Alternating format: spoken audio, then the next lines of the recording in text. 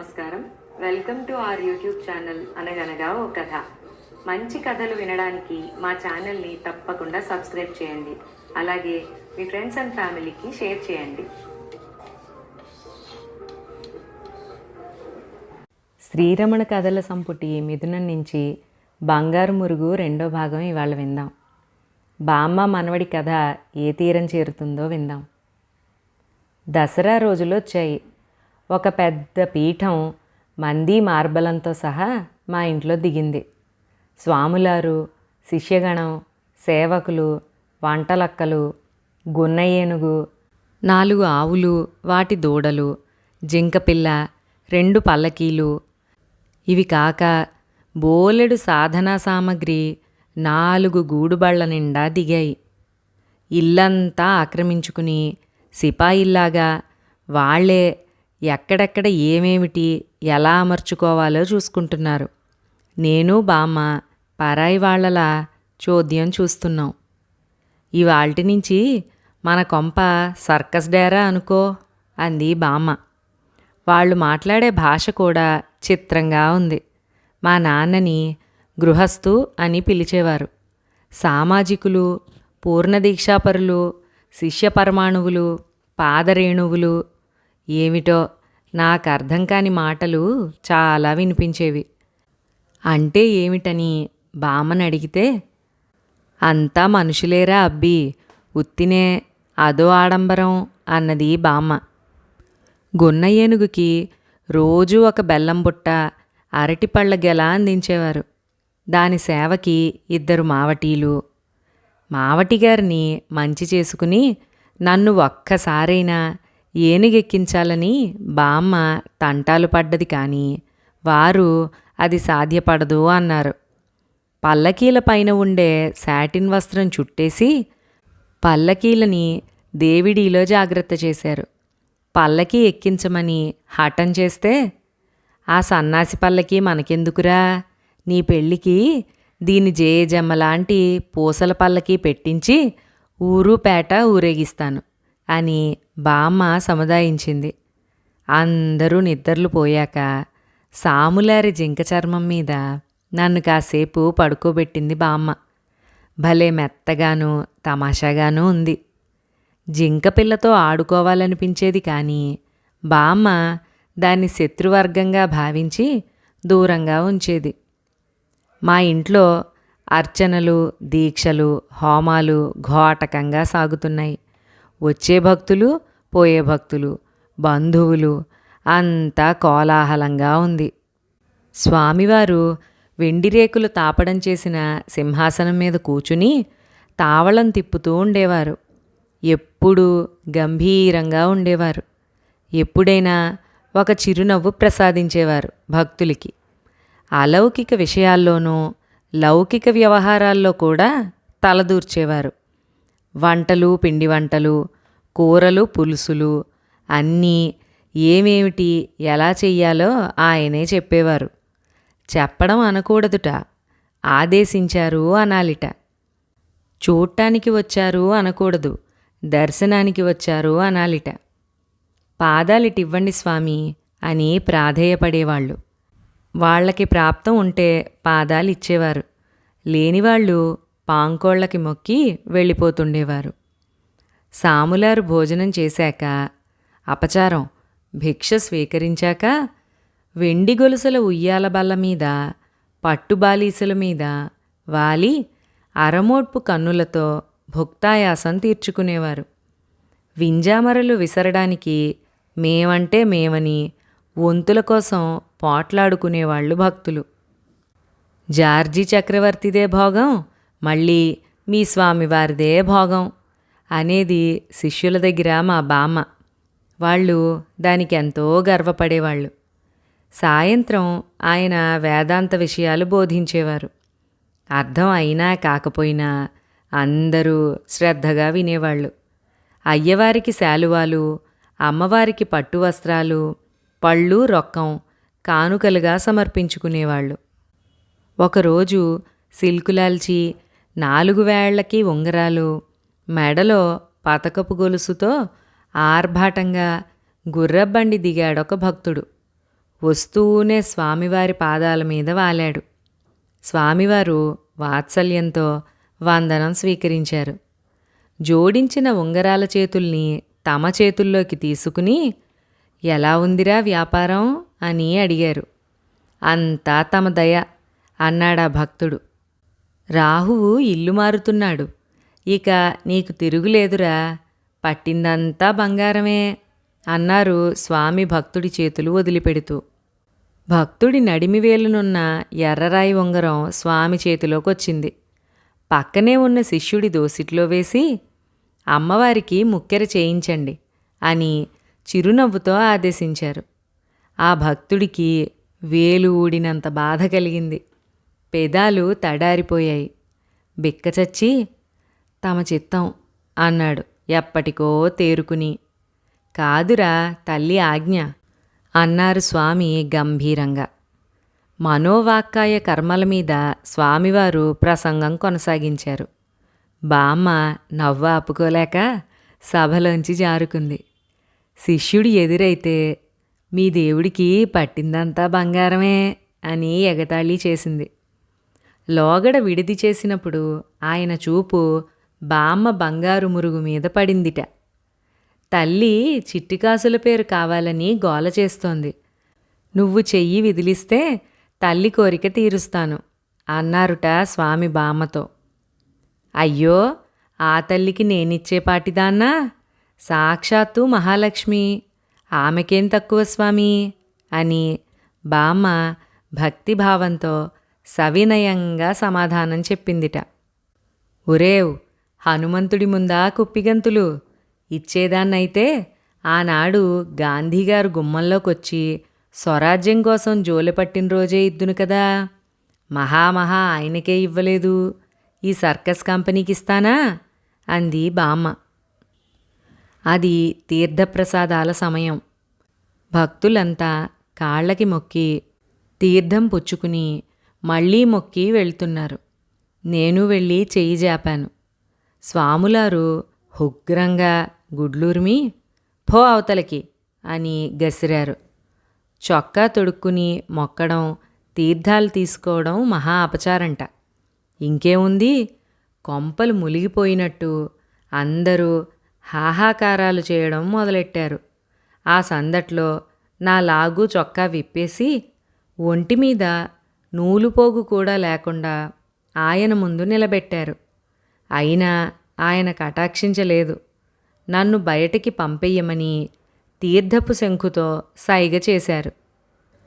తెలియక జరిగిన అపచారానికి మన్నించమని అమ్మ వెళ్ళి ఆయన ముందు నిలబడితే మరీ రెచ్చిపోయి, ఇవాళ అమృతం ఎవ్వరికీ ప్రాప్తం లేదు, అపచారానికి ప్రాయశ్చిత్తం అన్నారు కఠినంగా. శంఖు కింద పెట్టేసి తావళం అందుకుని ధ్యానంలోకి వెళ్ళిపోయారు. భక్తులు శిష్యులు అంతా నన్ను దోషిని చూసినట్టు చూస్తున్నారు. ఇదంతా చూస్తోన్న మా నాన్నలో సహనం చచ్చిపోయింది. నన్ను బయటికి బరబరా లాక్కెళ్ళి పూనకం వచ్చిన మనిషిలా చావగొట్టారు. ఒంటిమీద ఆచ్ఛాదన కూడా లేదేమో, ఒళ్ళంతా వాతలు తేలాయి. గుక్క పెట్టి పరిగెత్తాను. బామ్మ పరుగు పరుగుని ఎదురొచ్చి 2 చేతులా నన్నెత్తుకుని గుండెలకు పొదువుకుంది. భయం, బాధ, ఉక్రోషం, ఒంటరితనం ఇవన్నీ ఆవరించిన నాకు మా బామ్మ 1000 చేతులు నా కోసం జాపిన అమ్మవారిలాగా కనిపించింది. గబగబా బాదం చెట్టు కిందకి తీసుకెళ్ళింది. వాతలు చూసింది. వలవలా ఏడ్చింది. ఒళ్ళంతా నిమిరింది. పై కొంగు కప్పింది. ఆ బడుద్దాయికి నిన్ను కొట్టేందుకు చేతులెలా వచ్చాయిరా, దూర్వాసపు పుటక వాడును అంటూ నాన్నని తిట్టింది. నా ఏడుపు ఎక్కిళ్ల స్థాయికి తగ్గింది. బామ్మ మాత్రం బుసలు కొడుతోంది. ఇంతలో స్వాములారి ఆంతరంగిక శిష్యుడు మడిధోవతులు ఆరయ్యడానికని పెరడు వైపు వచ్చాడు. దీక్షితులు ఇట్రా అని గద్దింపుగా పిలిచింది. ఆ పిలుపుకి ఆయన ఉలిక్కి పడ్డాడు. ఆ సంబోధన, ఆ ధాటి. దీక్షితులు గారంటే స్వాములారి తర్వాత స్వాములారంతటివాడు. పెద్దాయన అలవాట్లు, ఇష్టాయిష్టాలు, వేళావేళలు, కళాకళలు అన్నీ తెలిసినవాడు. స్వామివారికి జలుబు చేస్తే దీక్షితులు గారికి తుమ్ములొస్తాయి. వారి సంబంధం అలాంటిది. దీక్షితులు సంకోచిస్తూనే 4 అడుగులు బామ్మ వైపు వేశాడు. ఏం స్వాములారయ్యా బోడి స్వాములారు, పసివెధవకి ఎలా వాతలు తేలాయో చూడు. పైన చొక్కా ఉంటేనే అంట్ల వెధవైపోయాడా? అభం శుభం తెలియని పసిబిడ్డ. ఆ మాటకొస్తే దేహశుద్ధి లేని పుండాకోర్లు చాలామందున్నారు మీ గుంపులో. చేతనైతే వాళ్ల చర్మాలు ఒలిపించి తీర్థాలు పోయమను. ఊరికే బృహదారణ్యాలు భగవద్గీతలు వల్లిస్తే లాభం లేదు. మానికతో జొన్నలు కొలిస్తే బలం వస్తుందా? దంచాలి, వండాలి, తినాలి, హరాయించుకోవాలి. అప్పుడొస్తుంది బలం. అవునా? మీ పీఠాయికి చెప్పు, నాకేం భయం లేదు. వాడి బోడిశాపం నన్నేమీ చెయ్యదు. బుసలు కొట్టే బామ్మ మాటలకి దీక్షితులు బుర్ర తిరిగిపోయింది. పిల్లిలా జారుకున్నాడు. అయినా బామ్మ ఆగలేదు. ధిక్కారము సైతునా అని వేమూరి గగ్గయ్యలాగా గుడ్లు వీడును, పిచిక మీద బ్రహ్మాస్త్రమని ఒక పక్క నుంచి ఎకరాలు హరించుకుపోతున్నా తెలియడం లేదు. అరిసెల్ని అప్పాల్ని వదల్లేనివాడు అరిషడ్వర్గాలనే వదులుతాడు. స్వాములారిని, మా నాన్నని కలగలుపుగా దీక్షితులు వెళ్ళిన అరగంట దాకా బామ్మ తిడుతూనే ఉంది. రాత్రి అమ్మ నన్ను గట్టిగా కరుచుకుని కంటి నిండా ఏడ్చింది. నూనె రాసింది. నాన్న రోజంతా అన్నం తినలేదు. ముందే ఉండాలి నిగ్రహం. ఉపోషం ఉంటే పిల్లాడి వాతలు పోతాయా? అంత తామసం కూడదు అని బామ్మ మందలించింది. తలదించుకున్నారు గాని నాన్న మారు మాట్లాడలేదు. స్వాములారి మీద కాదు, యావత్తు పీఠం మీద బామ్మ కత్తిగట్టింది. పాకశాలలో వంటవాడి మీద దాష్టీకం చేసి 4 చిట్టిగారెలు కొంగులో వేసుకొచ్చి వేడివేడిగా నా చేత తినిపించింది. దీక్షితుల్ని పనిమాలా పిలిచి, ఇదిగో మహానివేదన కాకుండానే చిట్టిగారెలు పిల్లాడికి పెట్టా, చెప్పుకో దిక్కున్న చోట. మొక్కకి చెంబుడు నీళ్లు పొయ్యడం, పక్షికి గుప్పెడి గింజలు చల్లడం, పశువుకి 4 పరకలు వెయ్యడం, ఆకొన్నవాడికి పట్టెడన్నం పెట్టడం, ఇదే నాకు తెలిసిన బ్రహ్మసూత్రం సవాల్ చేసింది బామ్మ. పాపం దీక్షితులకి బామ్మ అంటే సింహస్వప్నం అయ్యింది. ఎప్పుడు పిలిపిస్తుందో తెలీదు, ఏం తిడుతుందో తెలీదు. 2వ రోజు సాయంత్రం వేదాంత సభలో నన్ను పిలిచి ఒళ్ళో కూచోపెట్టుకున్నారు స్వామివారు. జామపండిచ్చి మొత్తం తినాలిరా అని తినిపించారు. నాకు పులి మీద కూర్చున్నట్టుంది. రుద్రాక్షలు గుచ్చుకుంటున్నాయి. అయినా ఎటూ కదలడానికి లేదు. ఆ తర్వాత మరి కాస్త ముద్దు చేసి వారి పాంకోళ్ళు తొడిగించి నడవమన్నారు.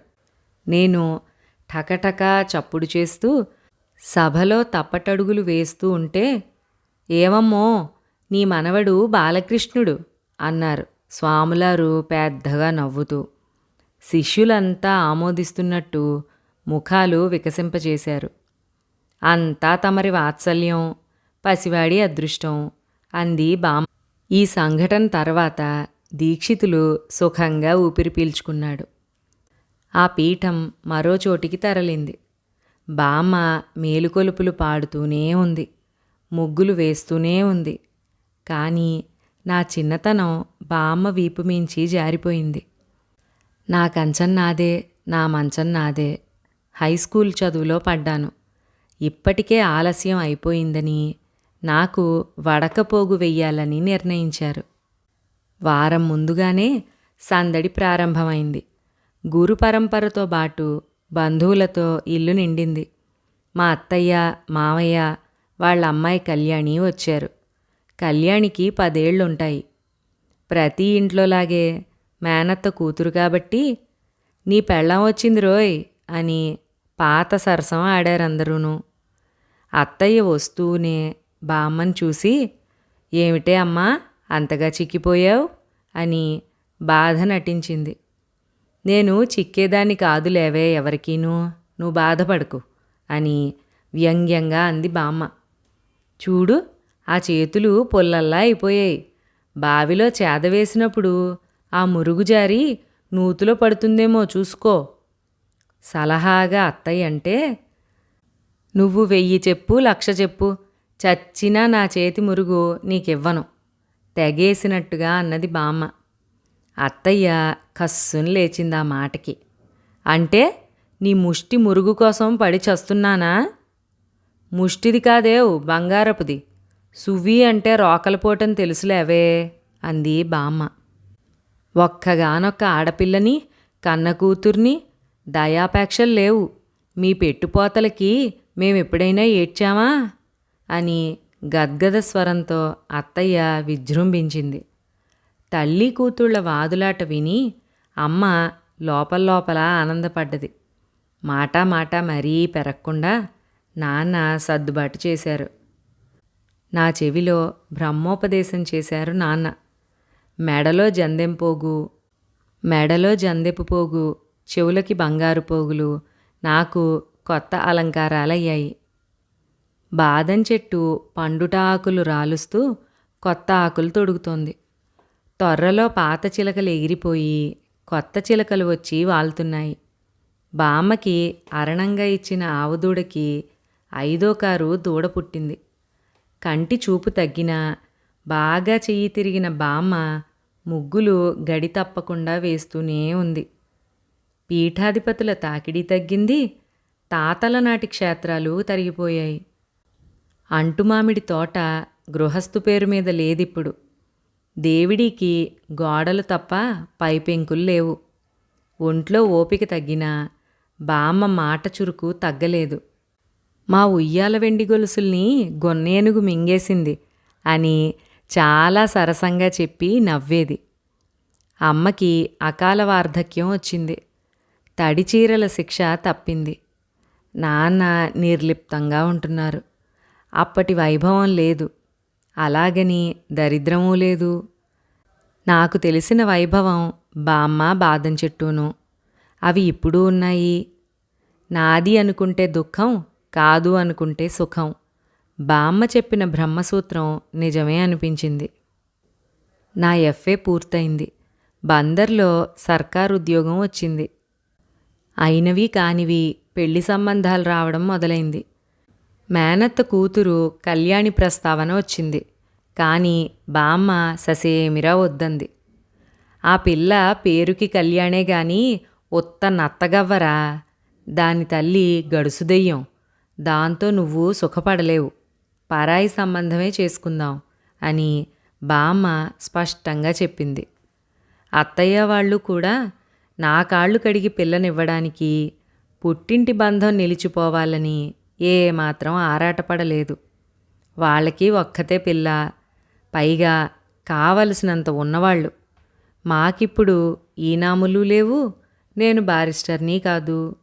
చూసిన 2-3 సంబంధాల్లో చిన్నప్పుడు చదువు చెప్పిన నరసింహం పంతులు గారి ద్వారా వచ్చిన ఒక సంబంధం నచ్చింది. బామ్మకి మరీ నచ్చింది. తాంబూలాల దాకా వచ్చాక 4 కాసుల బంగారం దగ్గర తేడా వచ్చింది. అటూ ఇటూ నరసింహం గారు మాటలు నడిపారు కానీ చివరికది చినికి చినికి గాలివానయ్యింది. పెద్దవాళ్ల మధ్య సొమ్ము కంటే పంతాలు అడ్డొచ్చాయి. పిల్ల పొందిగ్గా ఉందిరా, పచ్చగా దొరసానిలా ఉంది, కళ్ళు కజ్జికాయల్లా ఉన్నాయి, 4 కాసుల బంగారం ఒక్క ముద్దుకి చెల్లు అంటూ బామ్మ తెగ ఊరించడం మొదలెట్టింది. లోపల పంతం పెట్టుకుని పైకి మాత్రం వాడిష్టం అని నాలిక చివర మాట అంటున్నారు అమ్మా నాన్న. నేను ఎటూ తేల్చుకోలేని స్థితిలో పడ్డాను. బాదం చెట్టు కింద ఒంటరిగా కూచోబెట్టి బామ్మ హితోపదేశం మొదలుపెట్టింది. పిల్ల పేరు గాయత్రి. అయితే రోజు 10 సార్లు పిలిచినా చాలురా, పుణ్యం పురుషార్థం, 10 మందిలో పుట్టి పెరిగిన పిల్ల. అయితే ఒరే కోర్నాసి, దూటకూరకి ముగ్గులకి బోలెడు ఓర్పు ఓపిక కావాలరా, పనితనమూ ఉండాలి.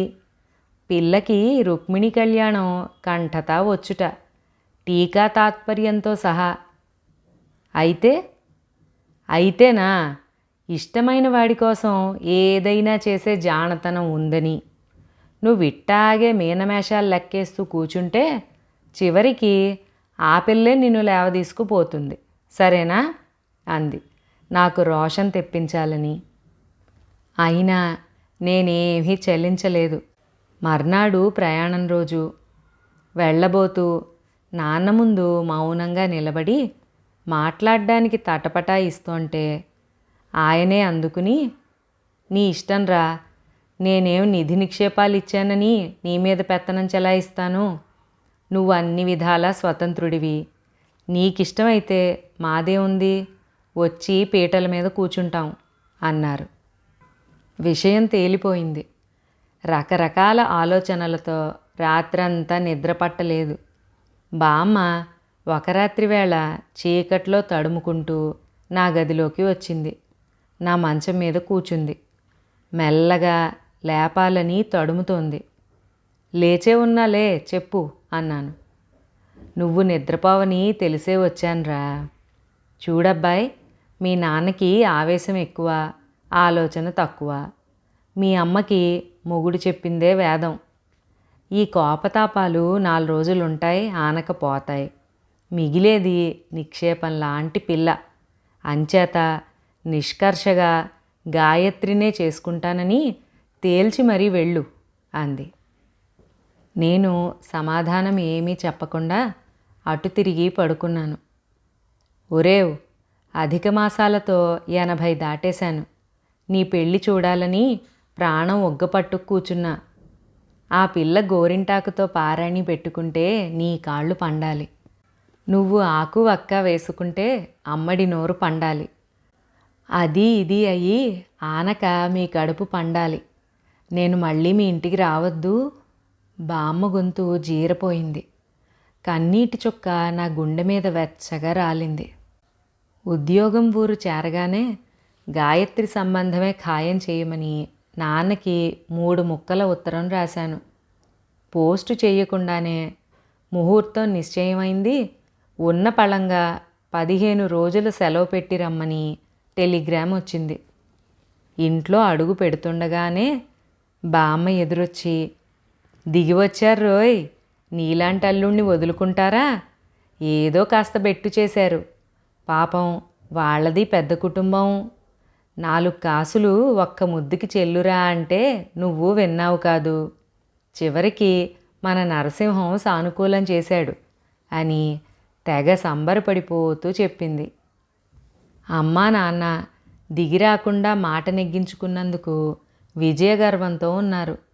ఎవ్వరినీ నొప్పించకుండా కోరిన పిల్ల దొరికినందుకు థ్యాంక్ గాడ్ అనుకున్నాను. అది మా దొరవారి ఊతపదం. కలతలు కలహాలు లేకుండా పెళ్ళి అయిపోయింది. ఒళ్ళంతా కళ్ళు చేసుకుని బామ్మ మా పెళ్ళి చూసి ఆనందించింది. ఒరేయ్, ఎప్పుడో నీ చిన్నప్పుడు స్వాములారి పల్లకి ఎక్కించమని హఠం చేశావు, జ్ఞాపకం ఉందా?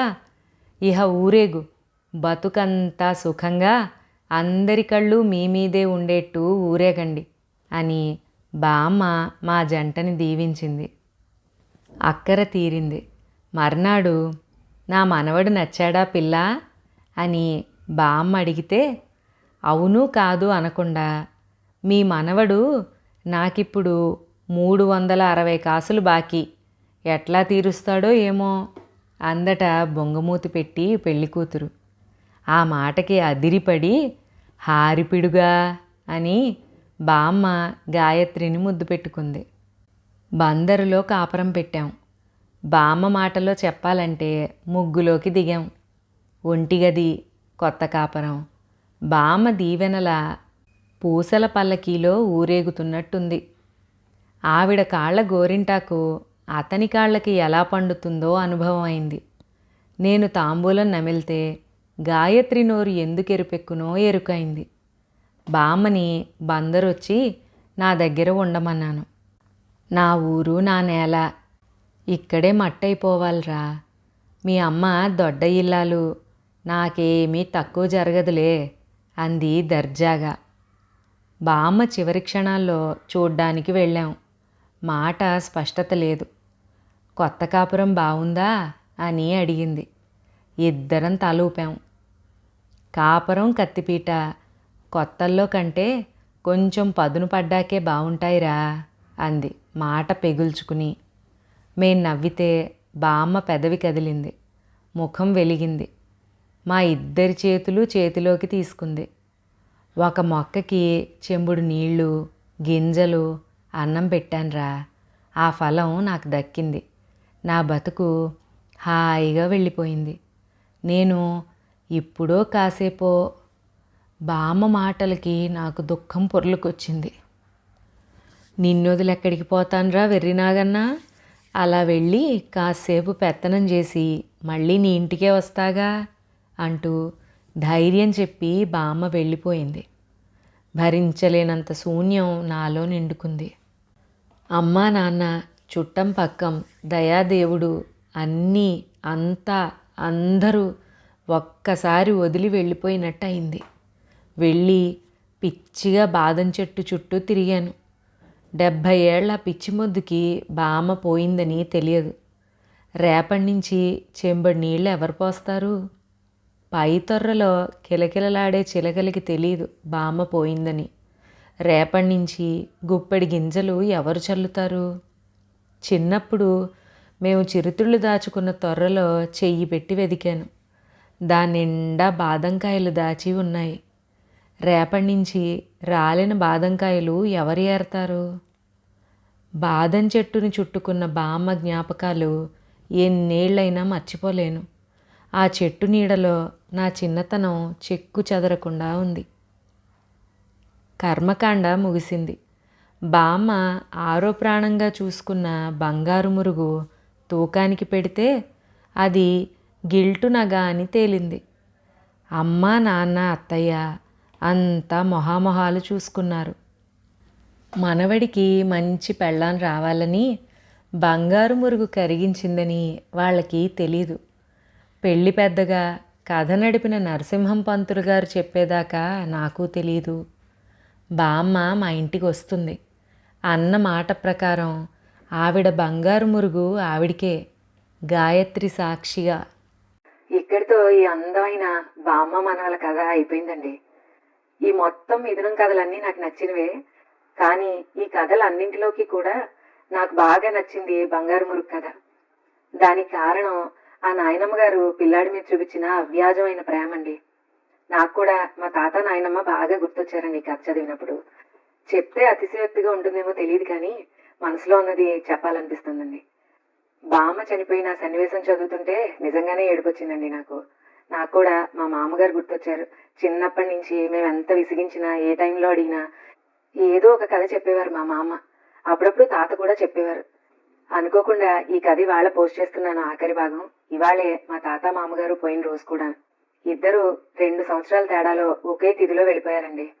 ఇప్పటికీ నాకు ఏ కథ చదివే ముందు కానీ, కొత్త కథ చదివేటప్పుడు కానీ, నేను చదువుకునేటప్పుడు కానీ ఖచ్చితంగా తాత మామగారు ఇద్దరు గుర్తొస్తారండి. ఈ కథ ఓపికగా విన్నందుకు, నా మాటలన్నీ ఇంట్రెస్టింగ్ గా విన్నందుకు మీ అందరికీ అనేక ధన్యవాదాలు. మిథునం సిరీస్ నుంచే పెళ్లి అనే మరొక కథలో మళ్ళీ కలుసుకుందాం. అంతవరకు సెలవు.